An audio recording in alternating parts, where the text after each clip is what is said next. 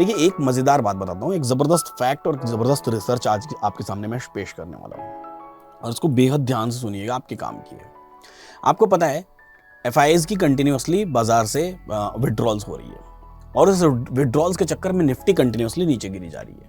तो आप सभी लोगों ने, चाहे आपने म्यूचुअल फंड्स में इन्वेस्ट कर रखा होगा, चाहे आपने अपने स्टॉक्स में इन्वेस्ट कर रखा होगा, चाहे आपने कहीं पे भी इन्वेस्टमेंट कर रखा होगा, आप सभी लोगों के पोर्टफोलियोज क्या हो रहे होंगे, नीचे की तरफ जा रहे होंगे। कैसे नीचे की तरफ जा रहे होंगे? इस ड्यूरेशन में मैं अगर एक स्पैन ऑफ पीरियड लूँ कि सितंबर 2024 से लेकर के जनवरी 2025, तो इस ड्यूरेशन में जो निफ्टी की हाई रही है, वो निफ्टी की हाई रही है 26,151 की, और जो निफ्टी का लो रहा है, वो निफ्टी का लो रहा है 22,786 का। यानी कि पूरे इंडेक्स में 12% की गिरावट आई है। अब 12% की गिरावट के बीच ऑब्वियसली अगर आपका म्यूचुअल फंड यानी कि इंडेक्स जो बेंचमार्क है वो खुद धराशायी हुआ पड़ा है, तो कोई सा भी पोर्टफोलियो वो जनरली नीचे चला जाता है। लेकिन डाइवर्सिफिकेशन का महत्व क्या है, और क्या ऐसा भी कोई पोर्टफोलियो हो सकता है जो प्रॉफिटेबल हो इस ड्यूरेशन में? तो इसी बारे में इस वीडियो में बात करने वाले हैं। उससे पहले इस वीडियो को आप पूरा देखें, आप इन्वेस्टिंग डैडी चैनल को सब्सक्राइब कर लीजिए, बेल आइकन प्रेस कर लीजिए। तो पोर्टफोलियो डाइवर्सिफिकेशन का मतलब क्या होता है? डाइवर्सिफिकेशन का मतलब होता है अलग अलग सेक्टर्स के पोर्टफोलियो, अलग अलग सेक्टर्स के स्टॉक्स को अपने पोर्टफोलियो में रखना। ये काम आप दो तरीके से कर सकते हैं। पहला तरीका है कि आप उन स्टॉक्स को खुद से परचेज करें, खुद से अपने पोर्टफोलियो में रखें। तो मैंने इसी ड्यूरेशन में मैंने दो डेटा पॉइंट लिया है। एक डेटा पॉइंट लिया है 2 सितंबर 2024। ये निफ्टी की हाई बिल्कुल भी नहीं थी। आप जाके निफ्टी की हाई चेक कर लीजिएगा, और निफ्टी की हाई मैं आपको अपनी स्क्रीन पर भी चेक करवा देता हूँ। निफ्टी की हाई लगाई थी 27 सितंबर 2024 को। तो मैंने हाई वाला डेटा नहीं लिया है बिल्कुल भी निफ्टी का, कि जिस दिन निफ्टी पीक पर थी उस दिन मैं स्टॉक्स का डेटा ले रहा हूँ। नहीं, मैं एक नॉर्मल रेंज ले रहा हूँ 1 सितंबर, एवरेज हम देखेंगे तो। और दूसरी चीज की इसी तरीके से दूसरा डेटा पॉइंट मैंने लिया है 31 जनवरी 2025। ये भी लो वाला डे नहीं है। अगर निफ्टी का लो देखेंगे तो निफ्टी का लो लगा था 27 जनवरी को। 31 जनवरी का हमने डेटा लिया हुआ है। तो 2 सितंबर से लेकर के 31 जनवरी, 2 सितंबर क्यों? क्योंकि 1 सितंबर को छुट्टी थी। तो 2 सितंबर से लेकर के 31 जनवरी का डेटा पॉइंट मैंने लिया हुआ है, और ऐसा पोर्टफोलियो बनाने की, क्रिएट करने की कोशिश की हुई है ना, जिस पोर्टफोलियो में जो कि पोर्टफोलियो क्या हो जाए, प्रॉफिटेबल हो। हालांकि ये हिस्टोरिकल डेटा पर है, बेस्ड ऑन हिस्टोरिकल डेटा है। आपको नया पोर्टफोलियो भी अपने तरीके से इसी तरीके से डाइवर्सिफाई करना पड़ेगा। इट इज़ नॉट नेसेसरी, ये बिल्कुल ज़रूरी नहीं है कि जो पोर्टफोलियो हो वो ड्यूरिंग दिस पीरियड, ऐसे किसी तरीके के फॉल के पीरियड में वो प्रॉफिटेबल हुई हो या लॉस मेकिंग ही हो। ये तो मैं एक डाइवर्सिफिकेशन का आपको एक एग्जाम्पल दे रहा हूँ। तो सबसे पहला जो पोर्टफोलियो में स्टॉक लिया है मैंने, वो यूपीएल है। यूपीएल जो कि एग्रो सेक्टर का स्टॉक है। इस पोर्टफोलियो को मैंने क्रिएट किया, आप मेरी स्क्रीन पर देख सकते हैं। इस पोर्टफोलियो को मैंने क्रिएट किया, सपोज करिए कि आपका टोटल इन्वेस्टमेंट 5 लाख रुपीस होता, और उस 5 लाख रुपए को हमने टोटल नंबर ऑफ शेयर से डिवाइड कर दिया है। हमने टोटल 5 शेयर्स इस पोर्टफोलियो में लिए हुए हैं, तो 5 से डिवाइड कर दिया। तो इस हिसाब से हमारे पास जो शेयर्स आएंगे वो 173 शेयर्स आएंगे। किसके? यूपीएल के। यूपीएल की प्राइस 2 सितंबर को क्लोजिंग प्राइस है 575 रुपीज। तो 575 2 सितंबर को यूपीएल की क्लोजिंग प्राइस है, और हमने 173 शेयर्स यूपीएल के परचेज की। 31 जनवरी को यूपीएल की क्लोजिंग प्राइस है 603 रुपीज। यानी कि जिस ड्यूरेशन में निफ्टी नीचे गिर रही थी, जिस ड्यूरेशन में निफ्टी ने अपना पीक लगाया और फिर वो नीचे गिरी, अगर पीक से नीचे गिरने की बात करें तो 26,151 से लेकर के 22,796, टोटल निफ्टी में 12%, 12.86 मतलब ऑलमोस्ट 13% का फॉल। और 2 सितंबर से बात करें, 2 सितंबर से 31 जनवरी, तो निफ्टी में कितना फॉल है? 2 सितंबर को निफ्टी की क्लोजिंग प्राइस थी 25,278, और 31 जनवरी को निफ्टी की क्लोजिंग प्राइस थी 23,508। यानी कि यहां पर भी 7% का फॉल आया है निफ्टी में। 7% बाजार नीचे है, बेंचमार्क नीचे है ड्यूरिंग दिस पीरियड, जिस पीरियड का डेटा हम कलेक्ट कर रहे हैं। तो 7% बेंचमार्क नीचे है, लेकिन इस पर्टिकुलर पोर्टफोलियो में हमको 28 रुपीज, इस पर्टिकुलर स्टॉक में हमको 28 रुपए मिलते हैं। तो 5,000 रुपए का हमको इसमें प्रॉफिट होता है, इसी पर्टिकुलर स्टॉक में 2 सितंबर से लेकर 31 जनवरी, अगर हमने 5 लाख रुपए का 5वां हिस्सा इसमें इन्वेस्ट किया होता तो। इसी तरीके से दूसरा स्टॉक है। क्या आप ऐसा पोर्टफोलियो आप भी क्रिएट कर सकते हैं? अगर नहीं कर सकते तो आप म्यूचुअल फंड्स का भी सहारा ले सकते हैं। म्यूचुअल फंड्स ऐसे पोर्टफोलियोज जनरली क्रिएट करने की कोशिश करते हैं। हालांकि अभी एक नया न्यू फंड ऑफर आया हुआ है। New fund offer PNB MetLife का है। इसके बारे में मैं थोड़ा सा और डिटेल आपको बता देता हूं। इस फंड का नाम है पीएनबी मेटलाइफ न्यू फंड, और ये लॉन्च होने वाला है निफ्टी 500 मोमेंटम 50 इंडेक्स फंड। ये एक फ्लेक्सी कैप इंडेक्स फंड है। पीएनबी मेटलाइफ एक ट्रस्टेड ब्रांड है, आपको भी पता है लाइफ इंश्योरेंस सेक्टर का। निफ्टी 500 मोमेंटम 50 इंडेक्स फंड का नाम है, फ्लेक्सी कैप फंड है। पीएनबी मेट लाइफ जो है ऑलरेडी 153 ईयर्स से सर्विसेज दे रहा है 40 से ज्यादा ग्लोबल लोकेशंस पर, और पंजाब नेशनल बैंक 127 साल का एक्सपीरियंस पंजाब नेशनल बैंक को है। ये फंड 10 रुपए की एनएवी पर अवेलेबल होगा। ये फंड इनेबल करेगा पॉलिसी होल्डर्स के लिए उनके लॉन्ग टर्म इन्वेस्टमेंट गोल्स को मीट करने के लिए। साथ ही ये फंड कहाँ इन्वेस्ट करेगा, 50 best performing companies, 50 best performing companies में इन्वेस्ट करेगा out of total 500 companies available across large cap, mid cap and small cap segment. तो लार्ज कैप, मिड कैप और स्मॉल कैप में जो 500 कंपनीज हैं उसमें से 50 टॉप की जो कंपनीज है उसमें ये पर्टिकुलर फंड इन्वेस्ट करेगा। पीएनबी मेटलाइफ का जो टोटल एयूएम है वो 50,000 करोड़ रुपीस का है। तो इन्होंने लॉन्च किया था एक मिड कैप फंड मार्च 2018 में। वो एक ब्लॉकबस्टर था। क्यों ब्लॉकबस्टर था? क्योंकि उसने 29.7% का रिटर्न दिया है अपने पिछले 5 सालों में, और साथ ही साथ उस पर्टिकुलर सेक्टर का जो बेंचमार्क था मिड कैप इंडेक्स, उसको इसने 6.9% से बीट कर दिया। अब बात करते हैं इंडेक्स की, तो निफ्टी 500 मोमेंटम 50 फंड ने 22.1% का रिटर्न दिया हुआ है पिछले 10 सालों में, और अगर लास्ट 5 ईयर्स की बात करें तो 29.8% का रिटर्न दिया होता। पीएनबी मेटलाइफ ऐसे ही किसी फंड को रिप्लिकेट करेगा।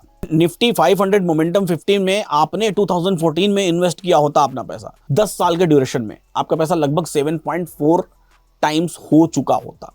टैक्स के मामले में सबसे मजेदार बात यह है कि अगर आपका टोटल जो प्रीमियम है वो 1 साल के अंदर 2.5 लाख से कम होता है तो अंडर सेक्शन 10(10)(d) के अंतर्गत ये टैक्स फ्री हो जाता है। जो एनआरआई इन्वेस्टर्स हैं वो भी इस फंड में इन्वेस्ट कर सकते हैं मिनिमम 18,000 रुपीज पर मंथ में, और कंपनी ऐसा कहती है कि अगर आप 18,000 रुपीज पर मंथ पे करते हैं और लगभग 10 ईयर्स तक इसको पे करते हैं और उसके बाद 10 ईयर्स तक इसको छोड़ देते हैं, 20 ईयर्स हो गए टोटल टाइम।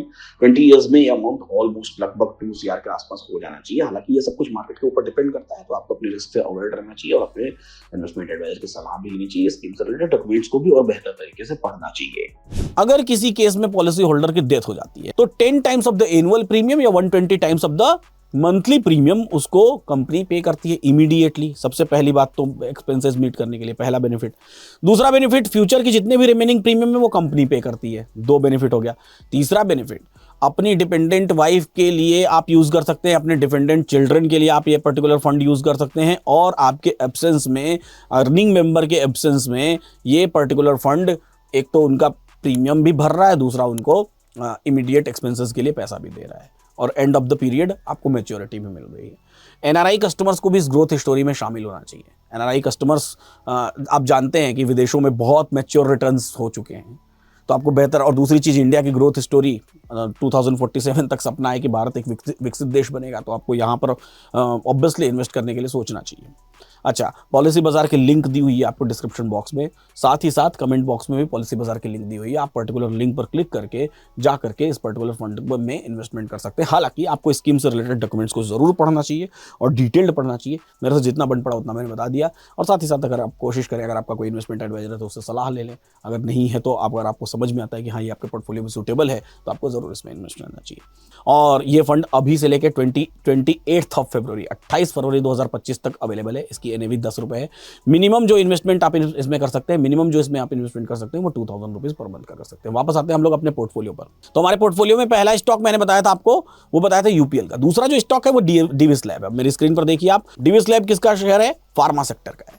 फार्मा सेक्टर का शेयर है, 5,036 रुपीज इसकी प्राइस है, और कब है? 2 सितंबर को, और 31 जनवरी को इसकी प्राइस है 5,577 रुपीज।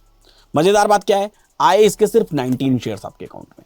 19 शेयर्स मतलब शुरू में लेते हैं तो आपको लगता है कि सिर्फ 19 शेयर में क्या होगा, लेकिन मार्जिन देखिए, आपको 540 रुपीज की मार्जिन मिली ड्यूरिंग दिस पीरियड, और इसका मतलब 540 मल्टीप्लाइड बाई 19 शेयर्स, 19.85 शेयर्स, लगभग 20 शेयर हैं, तो 10,700 के आसपास का आपको इसमें प्रॉफिट होता है। तीसरा जो शेयर है वो है कोफोर्ज। कोफोर्ज आईटी कंपनी का शेयर है, और आईटी कंपनी का शेयर होने के साथ ही साथ इसकी प्राइस 2 सितंबर को 6,340 रुपीज थी, लेकिन 31 जनवरी को इसकी प्राइस थी 8,263 रुपीज। तो एक मजेदार बात क्या है, मैं उस हर तरह का शेयर ले रहा हूं। देखिए, एक शेयर की प्राइस कहीं 500 रुपए है तो दूसरे के 6,000 रुपए है। तो प्राइस मैटर नहीं करता है, आप क्या इन्वेस्टमेंट कर रहे हैं ये मैटर करता है, और अपने इन्वेस्टमेंट को आप कैसे डाइवर्सिफाई करते हैं ये मैटर करता है। तो 6,000 रुपीज के लिहाज से ये लगभग 15 साढ़े 15 शेयर आपके अकाउंट में आएंगे, मोटा मोटा 16 शेयर। अब कोई 16 हो जाएगा, उधर वाला 19 हो जाएगा, या ये 15 हो जाएगा तो वो 20 हो जाएगा, ऐसा करके। तो 1923 रुपीज का मार्जिन मिलता है। इसका मतलब क्या हुआ, 30,000 रुपीज के आसपास का प्रॉफिट इसमें होता अगर ये शेयर हमारे अकाउंट में होता तो। अब नया जो स्टॉक है वो है ऑटोमोबाइल सेक्टर का, ये है Mahindra and Mahindra. Mahindra and Mahindra 2777 rupees की क्लोजिंग है 2 सितंबर की, और 31 जनवरी की इसकी क्लोजिंग है 2989 रुपीज की। तो 36 शेयर्स हमारे अकाउंट में आते और लगभग 212 रुपीज का मार्जिन मिला, तो लगभग 7600 का इसमें भी प्रॉफिट होता। और पांचवा और आखिरी शेयर है एचडीएफसी बैंक, जो कि बैंकिंग सेक्टर का है। 1627 रुपीज के आसपास चल रहा था, और 31 जनवरी को 1697 रुपीज 98 रुपीज इसका क्लोजिंग प्राइस है 98.75, और इसके 61 शेयर्स हमारे अकाउंट में आते और 71 रुपीज का मार्जिन मिल रहा है। तो इसमें हमको 4400 रुपीज का प्रॉफिट हो रहा है। तो कुल मिला जुला के ओवरऑल टोटल प्रॉफिट देखें तो हमको 58,148 रुपीज का प्रॉफिट हो रहा है ड्यूरिंग दैट पीरियड, जिसमें इंडेक्स यानी कि बेंचमार्क हमारा 7% नीचे गिरा हुआ है। सारे पोर्टफोलियोज डाउन जा रहे हैं।